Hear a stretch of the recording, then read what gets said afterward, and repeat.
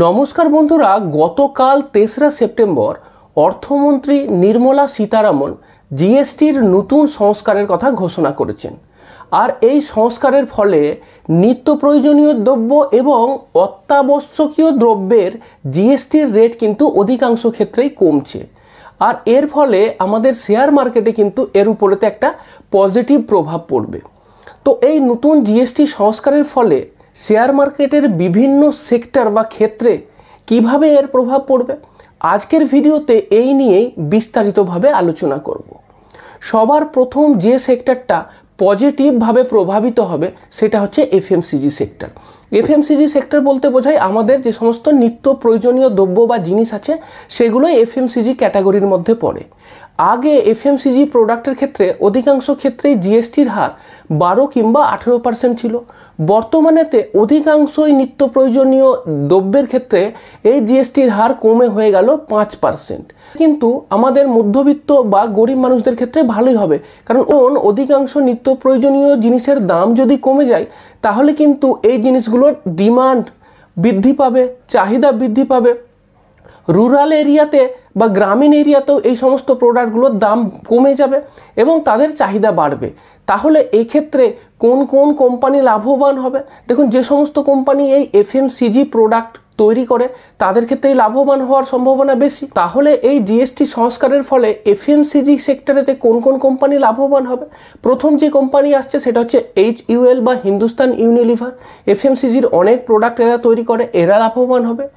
তারপরে আসছে আপনার নেসলে ইন্ডিয়া, ম্যারিকো, ডাবর, আইটিসির ক্ষেত্রে পজিটিভ যেমন আছে কিছুটা নেগেটিভও আছে, সেটা আমরা পরেতে বলবো। এরপর 2 নম্বর সেক্টর যেটা লাভবান হবার খুবই সম্ভাবনা আছে সেটা হচ্ছে ইন্স্যুরেন্স সেক্টর, বিশেষ করে হেলথ এবং লাইফ ইন্স্যুরেন্স সেক্টর। এর আগে কি ছিল যে হেলথ ইন্স্যুরেন্স আর লাইফ ইন্স্যুরেন্সের ক্ষেত্রে এর প্রিমিয়ামের উপরেতে 18% জিএসটি দিতে হতো, কিন্তু বর্তমানেতে এই জিএসটির পরিমাণ 0 হয়ে যাচ্ছে। এটা খুবই সুখবর, বিশেষ করে মধ্যবিত্ত মানুষের ক্ষেত্রে যারা কিনা লাইফ ইন্স্যুরেন্স এবং হেলথ ইন্স্যুরেন্স নিতে চান কিন্তু প্রিমিয়াম বেশি হওয়ার কারণে অনেক সময় পিছিয়ে আসেন, তাদের জন্য কিন্তু এটা খুবই সুখবর। আপনি দেখতেই পাচ্ছেন যে 18% জিএসটি কমে যাচ্ছে, তার মানে বুঝতেই পাচ্ছেন যে আপনার প্রিমিয়াম প্রায় 18% কমে যাবে। আর এর ফলে কিন্তু জিএসটির প্রিমিয়াম যখনই কমছে আরও বেশি বেশি মানুষ হেলথ ইন্স্যুরেন্স আর লাইফ ইন্স্যুরেন্স নেবেন। তারা চাইবেন যে তাদের ভবিষ্যৎ সুরক্ষিত রাখতে। আর সেই কারণের জন্য এই হেলথ এবং লাইফ ইন্স্যুরেন্স রিলেটেড ফিল্ডেতে যে কোম্পানিগুলো সার্ভিস দেয় তাদের কিন্তু শেয়ার প্রাইস বেড়ে যাওয়ার সম্ভাবনা আছে। কোন কোন কোম্পানি আছে? প্রথমেই বলবো LICর নাম। LIC আছে, HDFC লাইফ আছে, ICICI প্রুডেন্সিয়াল লাইফ এবং SBI লাইফ। তো এই সমস্ত লিস্টেড যেসব লাইফ ইন্স্যুরেন্স কোম্পানিগুলোর কথা আমি বলছি, এদের কিন্তু শেয়ার প্রাইস বাড়ার কিন্তু সম্ভাবনা আছে। এরপরে আসছি health care and pharma. Health care আর ফার্মার ক্ষেত্রেও দেখা যাচ্ছে যে অধিকাংশ ওষুধের ক্ষেত্রেই কিন্তু জিএসটির হার কমে যাচ্ছে। কোনো কোনো ওষুধের ক্ষেত্রে আগে জিএসটি 12% ছিল, এখন সেটা কমে 5% হয়ে যাচ্ছে। তো ডক্টর রেড্ডি, শিপলা, শান ফার্মা এইগুলো হচ্ছে আপনার এই হেলথ কেয়ার বা মেডিসিনের ক্ষেত্রে বড় বড় কোম্পানি। তো এদের কিন্তু শেয়ার প্রাইসের দাম বেড়ে যাবার সম্ভাবনা থাকছে। এরপর 4 নম্বর যে সেক্টর যেটা পজিটিভভাবে মুভ হবার সম্ভাবনা আছে সেটা হচ্ছে বিল্ডিং মেটেরিয়াল সেক্টর। দেখুন, বিল্ডিং মেটেরিয়াল বলতে প্রথমেই আসে সিমেন্টের নাম, কারণ বিল্ডিং তৈরি করতে একটা বড় খরচা সিমেন্টের। এতদিন পর্যন্ত সিমেন্টের জিএসটি ছিল 28%, এখন সেই জিএসটিটা কমে হয়ে যাচ্ছে আপনার 18%। যে সমস্ত কোম্পানিগুলো সিমেন্ট বানায় তাদের শেয়ার প্রাইস কিন্তু বুস্ট হবার সম্ভাবনা। তো এক্ষেত্রে আল্ট্রাটেক একটা বড় সিমেন্ট ম্যানুফ্যাকচারার বা বড় কোম্পানি, এদের শেয়ার প্রাইস বাড়তে পারে। শ্রী সিমেন্ট, এদের শেয়ার প্রাইস বাড়তে পারে। তো লিস্টেড সিমেন্ট কোম্পানি যেগুলো আছে তাদের শেয়ার প্রাইস বাড়বে। এছাড়া আমি বলছিলাম যে বিল্ডিং মেটেরিয়ালের ক্ষেত্রে স্টোন চিপ বা এই সমস্ত জিনিসের ক্ষেত্রেও জিএসটি 12% থেকে 5% হয়ে যাচ্ছে। তো ওভারঅল আমি যদি দেখি তাহলে কি দেখতে পাচ্ছি যে ইনফ্রাস্ট্রাকচার বিল্ডিং কস্ট সেটা কমে যাচ্ছে। সুতরাং হাউজিং যারা বিল্ডার, তো বিল্ডিং কোম্পানি যারা আছে, ইনফ্রাস্ট্রাকচার ডেভেলপমেন্ট কোম্পানি যারা আছে, যেমন ধরুন L&T আছে, এদের শেয়ার প্রাইস পজিটিভলিভাবে প্রভাবিত হতে পারে। বা ইনফ্রাস্ট্রাকচার কোম্পানি যেমন ধরুন শোভা লিমিটেড বা গোদরেজ প্রপার্টি, এরা তো সব ইনফ্রাস্ট্রাকচারে আছে, তো এদের যে শেয়ার প্রাইস সেটা কিন্তু পজিটিভভাবে প্রভাবিত হতে পারে। এরপরে যে সেক্টরটার কথা বলবো সেটা হচ্ছে কনজিউমার ডিউরেবলস। কনজিউমার ডিউরেবলস এটা তো দুভাবে এফেক্ট করবে। প্রথম, যে বিভিন্ন কনজিউমার ডিউরেবলসের ক্ষেত্রেই জিএসটির পরিমাণ কমিয়ে দেওয়া হয়েছে। যেমন ধরুন এসি, ওয়াশিং মেশিন, ফ্রিজ, এই সমস্ত ক্ষেত্রে 28% থেকে এটা কমে 18% হয়ে গেছে জিএসটি। তো সেই কারণের জন্য এই সমস্ত পণ্যগুলোর দাম কমে যাবে, তো ডিমান্ড বাড়বে, এটা তো 1 নম্বর। আর 2 নম্বর যেটা, যে অন্যান্য খরচা যখন আপনার কমছে, সেটা আপনার নিত্য প্রয়োজনীয় এফএমসিজি প্রোডাক্ট হোক, ওষুধের দাম হোক, বাড়ি তৈরির খরচা হোক, তো এই সমস্ত জায়গায় যদি আপনার খরচা কম হয় তাহলে আপনার সেভিং বেশি হবে। তো আপনি যেগুলো ভ্যানিটি প্রোডাক্ট বলছি, যেমন টিভি, ফ্রিজ, ওয়াশিং মেশিন, এইগুলো কেনার সামর্থ্য অর্জন করতে পারবেন। তো এটাও কিন্তু ইনডাইরেক্টলি আপনার এই সেক্টরটাকে প্রভাবিত করছে। তাহলে কোন কোন কোম্পানির শেয়ার এখানে লাভবান হতে পারে? ভোল্টাস আছে, এরা এসি, ফ্রিজ এই সমস্ত তৈরি করে, তো ভোল্টাস কোম্পানি হতে পারে, টাইটান কোম্পানি হতে পারে। তারপরে আছে আপনার হ্যাভেলস কোম্পানি, হ্যাভেলস হতে পারে। তাছাড়াও আপনার রিটেল কোম্পানি যেগুলো আছে, যেমন ধরুন ট্রেন্ড, এটা রিটেল কোম্পানি, কারণ মানুষ তখন এখানে কিনতে যাবে, বা ডিমার্ট, এদের ক্ষেত্রেও কিন্তু আপনার পজিটিভলি প্রভাবিত হওয়ার সম্ভাবনা আছে। শেষ যে সেক্টরটার কথা বলবো সেটা হচ্ছে অটো সেগমেন্ট, কারণ অটো সেগমেন্টের ক্ষেত্রেও কিন্তু জিএসটি কমছে। কমন মানুষের ক্ষেত্রে ব্যবহারের জন্য, সেটা 2 হুইলারই হোক বা 4 হুইলারই হোক, যেগুলো একটু সস্তা কম দামি, তাদের ক্ষেত্রে জিএসটি 28% থেকে 18% হয়ে গেছে। সুতরাং যেগুলো সাধারণ মাস সেগমেন্টেতে, যে সমস্ত 2 হুইলার বলুন বা 3 হুইলারই বলুন, তাদের ক্ষেত্রে দাম কমবে। তো যে সমস্ত কোম্পানিগুলো এই সেগমেন্টে ক্যাটার করে, যেমন ধরুন আপনার মারুতি সুজুকি, হিরো, বাজাজ, তো এই সমস্ত যে অটো ম্যানুফ্যাকচারার্সগুলো আছে, এদের শেয়ার প্রাইস কিন্তু পজিটিভলি প্রভাবিত হবার সম্ভাবনা আছে। কিছু কিছু সেক্টর আছে যেটা কিনা নেগেটিভলি প্রভাবিত হতে পারে, কারণ জিএসটির যে নতুন সংস্কার এসেছে, এখানে বলছে যে মাত্র 3টে জিএসটির রেট থাকবে, একটা 5%, একটা 18% আর একটা 40%।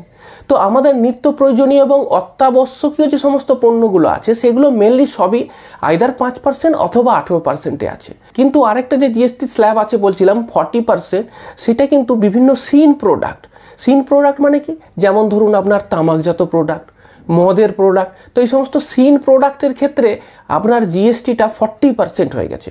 তো এক্ষেত্রে জিএসটি বেড়ে গেছে। সুতরাং যারা তামাক খায়, সিগারেট, তো এই সমস্ত ম্যানুফ্যাকচারিংয়ের তো কোম্পানি আছে, তো সেই সমস্ত কোম্পানির ক্ষেত্রে কিন্তু তাদের শেয়ার প্রাইসের উপর ব্যাডলি এফেক্ট করতে পারে। এই জন্যই বললাম, যারা তামাক খান, যারা সিগারেট খান, দাম বাড়লে কি তারা কমিয়ে দেন? আমি জানি না, সেটা ভালো বলতে পারবেন যারা আমার ভিডিওটা দেখছেন। তারা যদি এরকম তামাকজাত দ্রব্য বা সিগারেট খেয়ে থাকেন, তারা বলতে পারবেন যে জিএসটি বেড়ে গেলে, দাম বেড়ে গেলে তাদের খাওয়া আদৌ কমবে কিনা। যদি কমে যায় তাহলে হয়তো ওই সমস্ত কোম্পানির শেয়ার প্রাইস কমতে পারে। সেক্ষেত্রে আইটিসি একটা নাম আছে, কারণ আইটিসি সিগারেট হয়, আপনারা জানেনই, তো আইটিসি শেয়ার প্রাইস কমে যেতে পারে। আর আছে ধরুন বিভিন্ন কার্বোনেটেড বেভারেজ, মানে ধরুন কোকা কোলা, থামস আপ, তো এদেরও তো ইন্ডিয়ান ম্যানুফ্যাকচারার আছে। তো সেগুলো কারা, যেমন ধরুন বরুণ বেভারেজ, তো এরা কি করে, এরা এদেরকে এরকম মাল সাপ্লাই করে বা এদের হয়ে বানিয়ে দেয়, জব ওয়ার্ক করে, তো তাদের শেয়ার প্রাইস কমে যেতে পারে। কোল্ড ড্রিঙ্কস টাইপের জিনিস যেগুলো আছে, সেইগুলোর কিন্তু দাম বাড়বে, তো সেই ধরনের কোম্পানির শেয়ার প্রাইস কমবে। আর আছে যেগুলো ভ্যানিটি প্রোডাক্টস বানায়, মানে আলট্রা লাক্সারি প্রোডাক্ট বলতে পারেন, খুব দামি গাড়ি, BMW ধরুন ডিলার, তো তাদের ক্ষেত্রে হতে পারে একটু সমস্যা, তো তাদের ক্ষেত্রে শেয়ার মার্কেটে তাদের দাম কমতে পারে। সুতরাং আপনি কি দেখতে পাচ্ছেন যে কিছু কিছু ক্ষেত্রে বিভিন্ন সিন প্রোডাক্ট এবং আলট্রা লাক্সারি প্রোডাক্টের ক্ষেত্রে হয়তো জিএসটির হার বেড়ে গেছে, কিন্তু অধিকাংশ মধ্যবিত্ত মানুষের জন্য যে সমস্ত জিনিসের দরকার, অত্যাবশ্যকীয় যে সমস্ত প্রোডাক্ট আছে, তাদের ক্ষেত্রে কিন্তু জিএসটি কমই আছে। সুতরাং এটা ওভারঅল কিন্তু ইকোনমিকে পজিটিভভাবেই প্রভাবিত করবে। মধ্যবিত্ত মানুষের হাতে বেশি টাকা আসবে, কারণ জিনিসপত্রের দাম কমবে, ট্যাক্স কম দিতে হচ্ছে। জিএসটি ট্যাক্সটাও তো আলটিমেটলি ট্যাক্স, ইনডাইরেক্ট ট্যাক্স, তো সেই ট্যাক্স যখন কম দিতে হবে, জিনিসপত্রের দাম কমবে। দাম কমলেই মানুষ কিন্তু চাহিদা বাড়াবে। আমি যদি কমে কিনতে পারি তাহলে কি হবে, আমি বেশি করে কিনবো। আমি সপ্তাহে 2 দিন কিনতাম, সেখানেতে প্রতিদিন কিনবো। ভালো জিনিস, যেগুলো উপকারী জিনিস জন্য, আমাদের জন্য যেগুলো উপকারী বা যেগুলো আমাদের নিত্য প্রয়োজনীয় জিনিস, তো সেইগুলোর ক্ষেত্রে কিন্তু দাম কমছে। এবং আমি যদি দেখি যে ইন্ডেক্স লেভেলেতে ওভারঅল নিফটি, ধরুন নিফটি মানে টপ 50 কোম্পানি, টপ 50 যে কোম্পানি আছে তার মধ্যে দেখবেন ম্যাক্সিমামটাই আইদার সেটা আপনার কনজিউমার প্রোডাক্ট যেগুলো আছে তারা বানায়, অথবা এফএমসিজি কোম্পানি হতে পারে, বা আপনাদের কনজিউমার ডিউরেবলস কোম্পানি, ওষুধ কোম্পানি আছে, ব্যাংকিং কোম্পানি আছে, আপনার 2 হুইলার বা 4 হুইলার ম্যানুফ্যাকচারিং আছে। তো নিফটি 50 যে সমস্ত কোম্পানিগুলোর কথা বলছি, ম্যাক্সিমামটাই এই সেগমেন্টেতে আছে, যাদের ক্ষেত্রে পজিটিভলি এফেক্ট করছে। তাহলে সেন্সেক্স বেড়ে যাওয়ার সম্ভাবনা, নিফটি ফিফটি বেড়ে যাওয়ার সম্ভাবনাই আছে। তো পজিটিভলি কিন্তু এটাকে স্টক মার্কেটকে এফেক্ট করছে। তাহলে যারা মিউচুয়াল ফান্ডে ইনভেস্ট করছেন, যারা ধরুন ডাইরেক্ট স্টক মার্কেটেতে ইনভেস্ট করেন না, তাদের ক্ষেত্রে কি লাভ হলো? তাদের ক্ষেত্রেও লাভ হবে, কারণ মিউচুয়াল ফান্ডেরও যদি আপনি স্টক দেখেন বা তাদের পোর্টফোলিও দেখেন, দেখবেন যে ম্যাক্সিমামই কিন্তু এই ধরনের কোম্পানি তো আছে। তো তাদের ক্ষেত্রে এই কোম্পানির শেয়ার বাড়া মানে তাহলে তাদের মিউচুয়াল ফান্ডেরও এনএভি আসলে বাড়বে। তো ওভারঅল পজিটিভলি কিন্তু এটাকে এফেক্ট করবে। আর আরেকটা যেটা সমস্যা হচ্ছিল, ধরুন ইউএস ট্যারিফের কারণেতে আমাদের একটুখানি স্টক মার্কেট ডাউন হয়ে গেছিলো, সেইটার উপরেতেও কিন্তু এটা পজিটিভ এফেক্টই করবে, কারণ আমার এক্সপোর্ট কমে যাচ্ছে। এখন যদি ডোমেস্টিক ডিমান্ড বেড়ে যায় তাহলে কি হবে? আমার মার্কেট আবার আপ হবার চাঙ্গা হবার সম্ভাবনা আছে। সুতরাং আমার ইউএসের যে নেগেটিভ এফেক্টটা ছিল সেইটাকেও কিন্তু ওভারকাম করতে পারে এই জিএসটি রিফর্মস।